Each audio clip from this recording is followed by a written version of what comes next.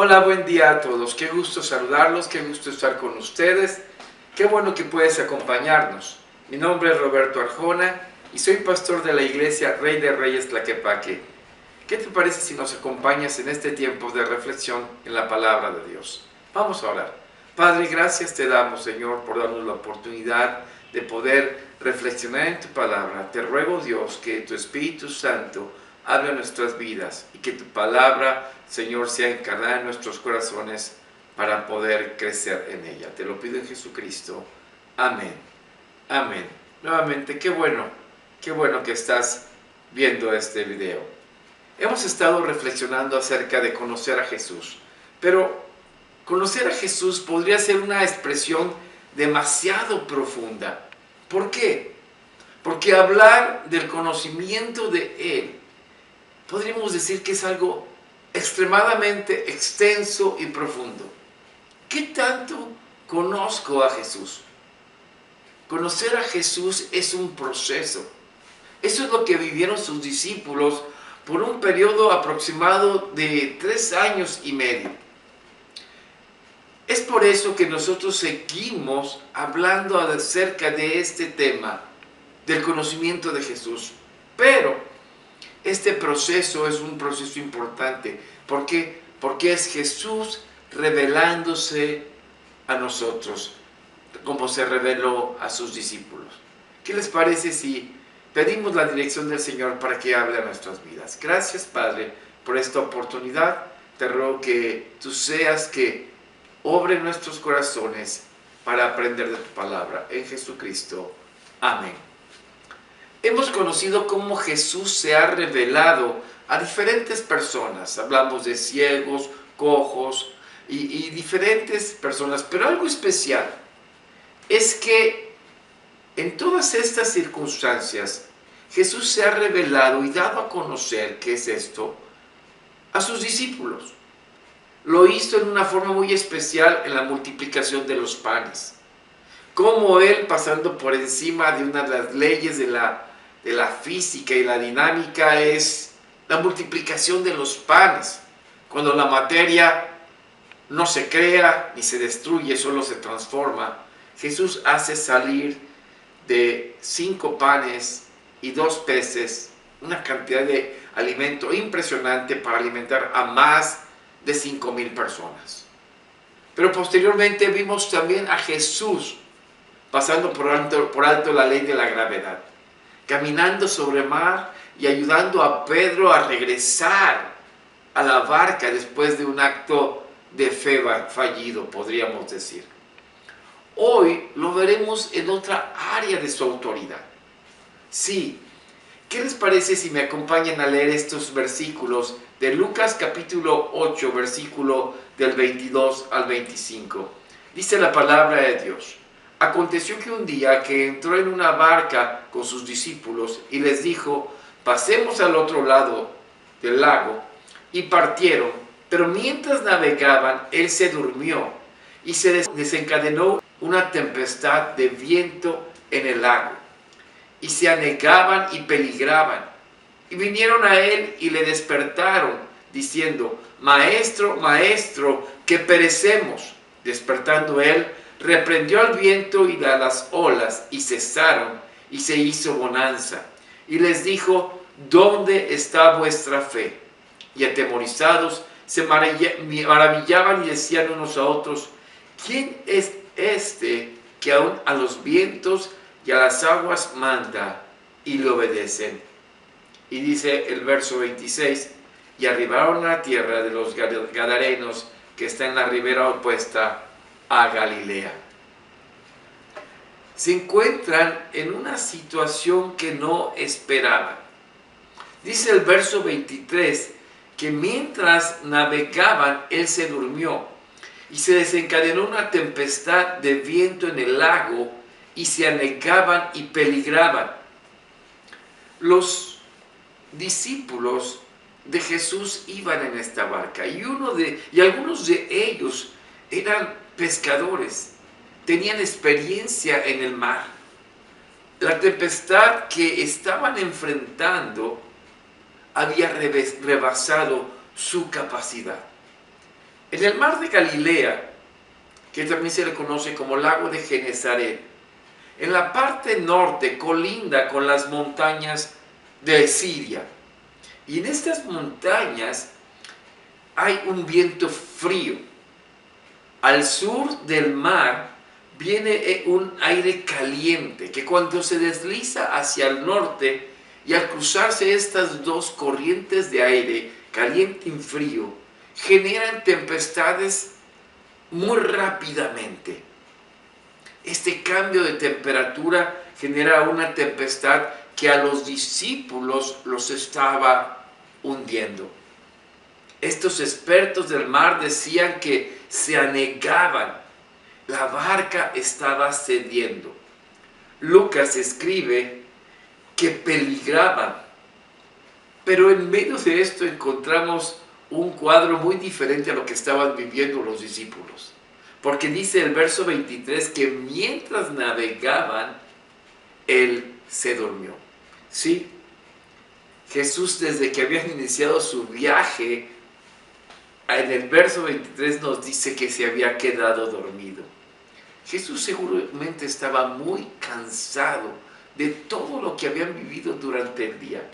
Y saben, muy pocas veces tocamos el tema en la persona del Señor Jesús acerca de su humanidad. Normalmente hablamos de sus milagros, de su poder, de su sabiduría, de su autoridad, pero pocas veces hablamos de su humanidad.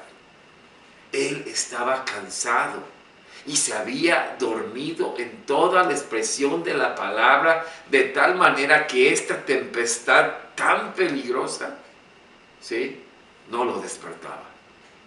Los discípulos tuvieron que ir corriendo a decirle: despierta, que nos hundimos.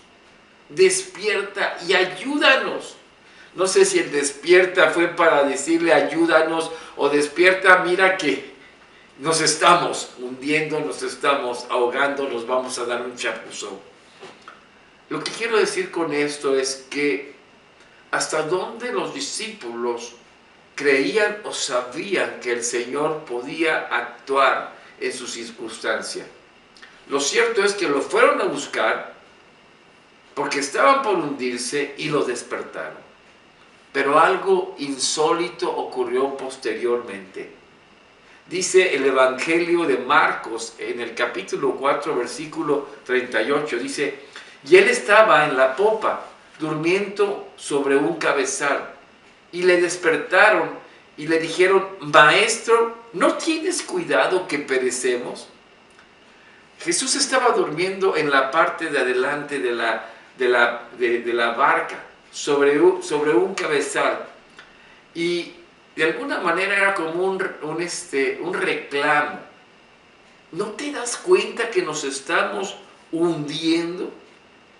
Vaya expresión, porque es impactante. En ese momento dice, verso 39, capítulo 4 de Marcos: y levantándose reprendió al viento y dijo al mar: calla, enmudece.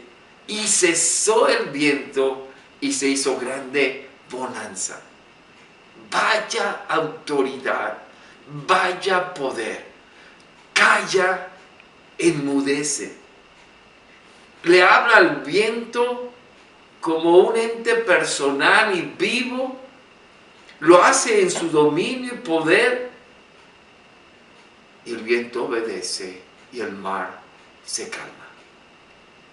La tormenta cesa, porque dice: y se hizo grande bonanza.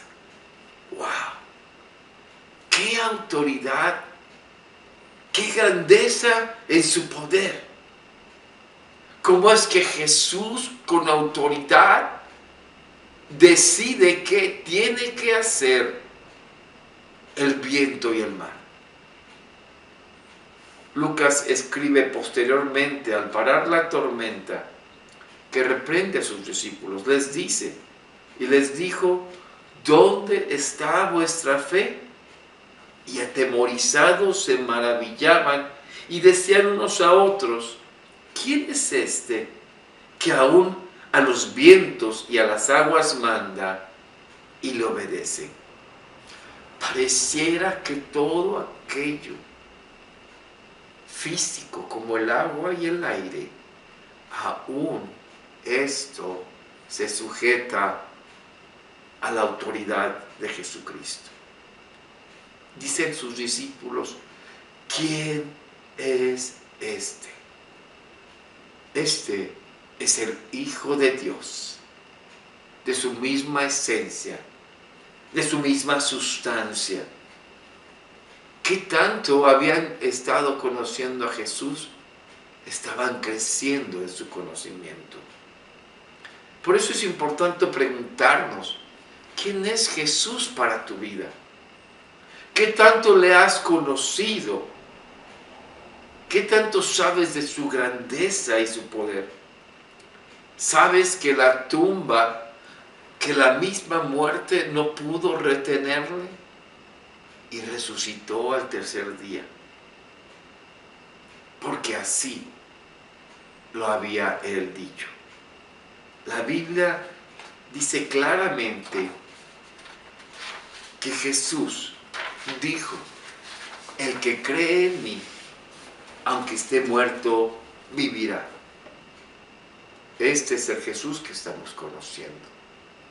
Este es el Jesús con poder, autoridad, señorío, majestad, el unigénito de Dios. Este es el Cristo del que yo te estoy hablando y que Él vive hoy y que dio su vida en esa cruz para salvarnos.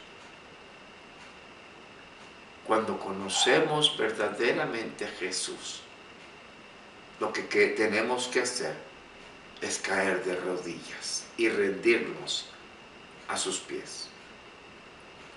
Ese Cristo fue el que dio su vida para salvarte. ¿Lo conoces? Si lo conoces, cree el poder tan grande que hay en Él y que en los que creen en Él tienen vida eterna. Y si aún no le has conocido, ¿por qué no hoy te das cuenta que Él es santo y solamente reconoces tu pecado, tu maldad y te rindes a sus pies? Sí, arrepiéntete de tu pecado, pide perdón a Dios y cree en Jesucristo como el Hijo de Dios, Salvador de su pueblo. Vamos a orar. Padre, gracias por la oportunidad de ver tu palabra. Te ruego, Señor, que esta sea de bendición para aquellos que la escuchan. Gracias, Señor, en Jesucristo. Amén. Dios te bendiga.